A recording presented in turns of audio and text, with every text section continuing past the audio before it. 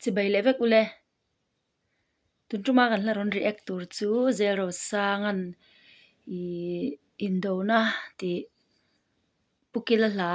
asakha ania pukila la phwa asak Indona ti la hi lo sareng maya ka lo shelawa YouTube ka en ngai vak lo hei zai te hi ka lo shelo tu ka maro chi tianga YouTube channel te kan han siama react te kan han ti chhota ka chuanin ka han zong kwala i zai thiam tak tak khan lo tam khop maya he alo tam ti mayang big takin RS te tai te chu kan shelu tu ka Mizoram Mizo mi pui te chu shelo bo ka number lo chi tiang chu ni maro chu an zai kha atam man program atam lu tu ka wang han kalo envek seng lo ni chu mo Indona la si asati hi kalo sheme lo hi youth icon top 10 charity concert sakhani tun tuma hian asakhi kalangai thalawa hei kawa hmuwa karon rek top don ni chu kalangai thamia lawa asamoy am ti te kan clear ho don ani le kan video te atop thlenga melo thlir sak tu khanin khongai na kan ngenin kan som chu ani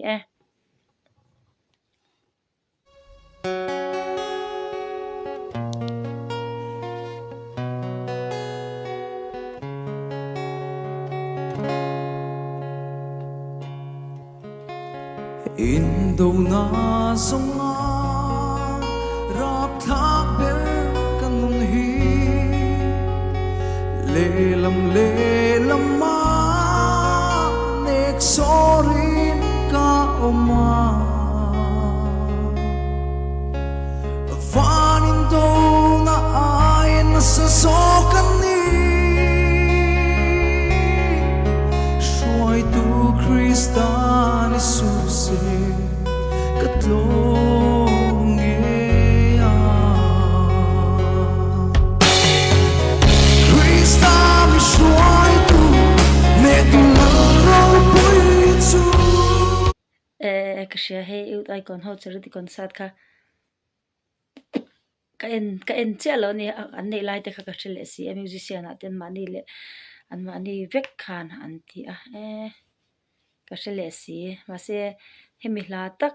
he kalo en lowa hemi program ka en vak lo shim ani hi ka shiranga tamaro chu kan buai lai tak khani wang khanin ka en man lutuk lowa kha program tak kha azai moi khop mai le pe kana hi gospel atenga a full drama a full gospel alu ma khani maro chu alo zai thiam hlar khop mai pathian hla lo sadai to ni hi hun lai te hian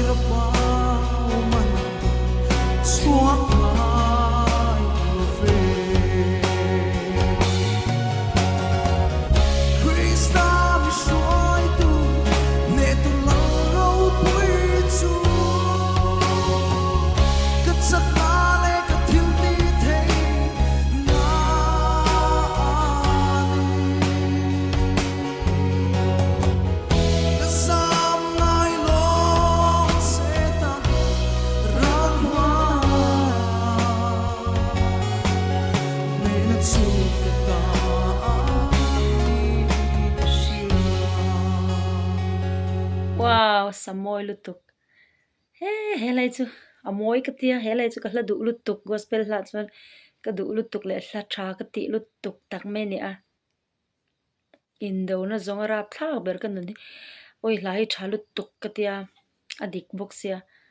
maro chu saka har hi ka ti lutuk ani chu hei fellowship vel na kan han sak te hian kan sarwal hlei thei tlat lo mai a khatiang hla kha ni a sakhar deuh mai ni a lo sareng ani hi are sapon live ani le ngala live music sana khop mai a o hi chak lo mel deuh hian a langa kari ek ma saka pohan ka soi to hei kalo hlau thong thina asai swalang ti te hi kalo hlau thong thin lut tu kani chu ma se hei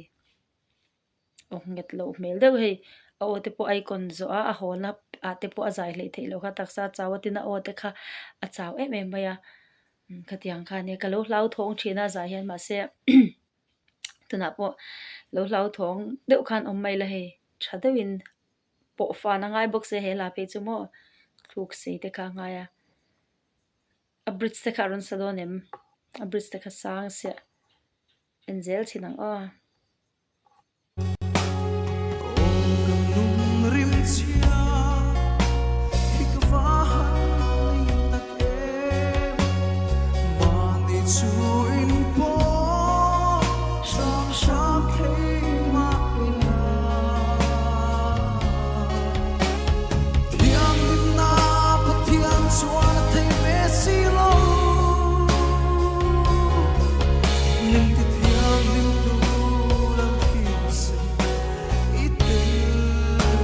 all round lom se ai còn hơn chu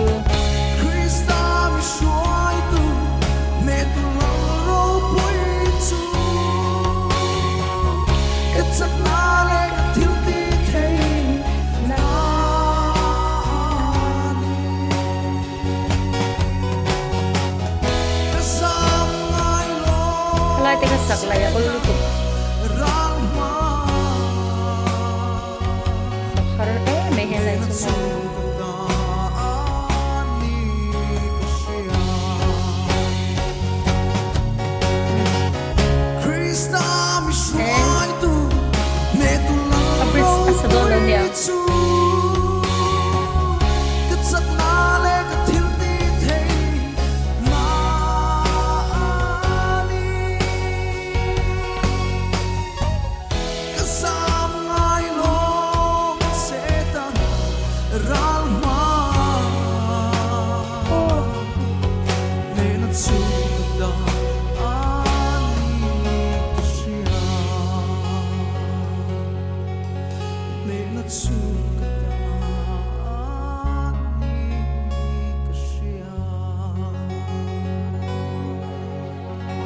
ma lama soma se zai thiam lu tuk ma se a bridge khalo sa tel lo ni kha a bridge si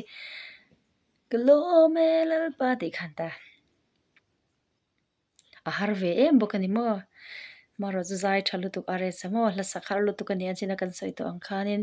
helai chu la harve tak mai kha ni a maro zu ron samoi lu tuk ron sa thalu tuk tlat are to a 4 months ago vel khani tuin ka shemian ti kha chu rei to khamo ka khani a pani se zai thalu tuk e kan du tok patang bye bye ule